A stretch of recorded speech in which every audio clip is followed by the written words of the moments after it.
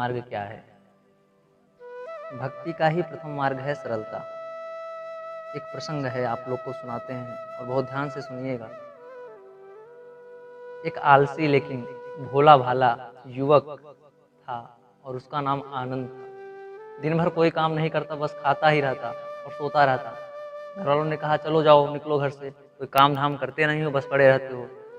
वह घर से निकलकर यूं ही भटकते हुए एक आश्रम पहुंचा और वहां उसने देखा कि एक गुरुजी हैं, उनके शिष्य कोई काम नहीं करते, बस मंदिर की पूजा करते हैं। उसने मन में सोचा यह बढ़िया है, कोई काम धाम नहीं, बस पूजा ही तो करना है। गुरुजी के पास जाकर पूछा क्या मैं यहाँ रह सकता हूँ? गुरुजी बोले हाँ, क्यों नहीं। आनंद बोला लेकिन मैं कोई काम नहीं कर सकता हूँ। गुरुजी बोले कोई काम नहीं करना है, बस पूजा करनी होगी। आनंद ठीक है, वह तो मैं कर लूँगा।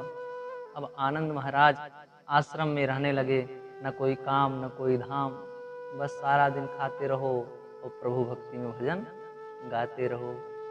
फिर एक दिन आई एकादशी। उसने रसोई में जाकर देखा कि खाने की कोई तैयारी नहीं थी। उसने गुरुजी से पूछा आज खाना नहीं बनेगा क्या?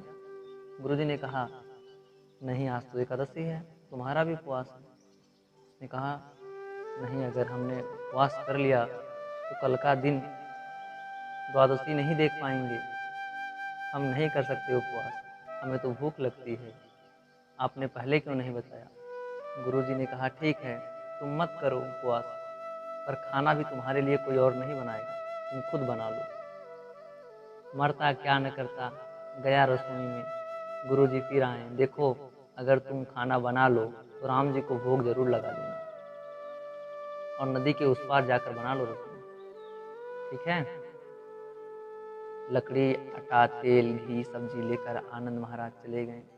जैसा तैसा खाना भी बनाया, खाने लगा तो याद आया गुरुजी ने कहा था कि राम जी को भोग लगाना है, और वह भजन गाने लगा, आओ मेरे राम जी भोग लगाओ जी, प्रभु राम आइए, श्री राम आइए, मेरे भोजन का भोग लगा जाइए।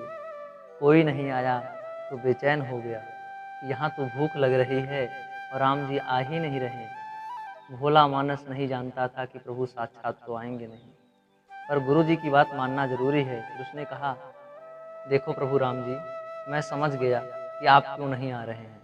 मैंने रूखा सूखा बनाया है, आप इसी कारण नहीं आ रहे हैं। आपको तो मालपुआ खाने की आदत है, इसलिए नहीं आ रहे हैं। तो सुनो प्रभु, आज वहाँ भी कुछ नहीं बना है, सबकी एकादशी है, खाना हो तो यह भोग ही खा लो। श्री राम अपने भक्त की सरलता पर बड़े मुस्कुराए और माता सीता के साथ प्रकट हो गए। भक्त असमंजस में, गुरुजी ने तो कहा था कि राम जी आएंगे, पर यहाँ तो माता सीता भी आई हैं, मैंने तो भोजन बस दो लोगों का बनाया है। चलो कोई बात नहीं, आज इन्हें भी खिला देते हैं। बोला प्रभु मैं भूखा रह गया, लेकिन मुझे आप दोनों को देखकर बड़ा अच्छा लग रहा है, लेकिन अगली एकादशी पर ऐसा ना करना, पहले बता देना कितने जन आ रहे हैं, और हाँ थोड़ा जल्दी आ जाना। राम जी उसकी बात पर बड़े प्रसन्न हुए, प्रसाद ग्रहण करके चले गए। अगली एकादशी पर यह भोला मानस सब भूल गया। उसे लगा प्रभु ऐसे ही आते होंगे और प्रसाद ग्रहण करते होंगे। फिर एकादशी आई, गुरुजी से कहा मैं चला अपना खाना बनाने पर। गुरुजी थोड़ा ज़्यादा अनाज लगेगा। वहाँ 2 लोग आते। गुरुजी मुस्कुराए, भूख के मारे बावला है, ठीक है ले जा और अनाज ले जा। अब की बार उसने 3 लोगों का खाना बनाया। फिर पुकार लगाई, प्रभु राम आइए, सीताराम आइए, मेरे भोजन का भोग लगा जाइए। प्रभु की महिमा भी निराली है। भक्त के साथ कौतुक करने में उन्हें भी बड़ा मजा आता है। इस बार वे अपने भाई लक्ष्मण, भरत, शत्रुघ्न और हनुमान जी को लेकर आ गए और भक्त को चक्कर आ गए। यह क्या हुआ? एक का भोजन बनाया तो 2 आए, आज 2 का खाना ज़्यादा बनाया, पूरा खानदान आ गया। लगता है आज भी भूखा ही रहना पड़ेगा। सबको भोजन लगाया और बैठे बैठे देखता रहा, अनजाने ही उसके भी एकादशी हो गई। फिर अगली एकादशी आने से पहले गुरुजी से कहा, गुरुजी ये आपके प्रभु राम जी अकेले क्यों नहीं आते? हर बार कितने सारे लोग ले आते हैं, इस बार अनाज ज़्यादा देना। गुरुजी को लगा कहीं यहाँ अनाज बेचता तो नहीं, देखना पड़ेगा जाकर। भंडारी से कहा, इसे जितना अनाज चाहिए दे दो, और छुप कर उसे देखने चले जाना। इस बार आनंद ने सोचा, खाना पहले नहीं बनाऊंगा, पता नहीं कितने लोग आ जाएं, पहले बुला लेता हूँ, फिर बनाता हूँ। फिर पुकार लगाई, प्रभु राम आइए, श्री राम आइए, मेरे भोजन का भोग लगा जाइए। सारा राम दरबार मौजूद। इस बार तो हनुमान जी भी साथ आए, लेकिन यह प्रसाद तो तैयार ही नहीं है।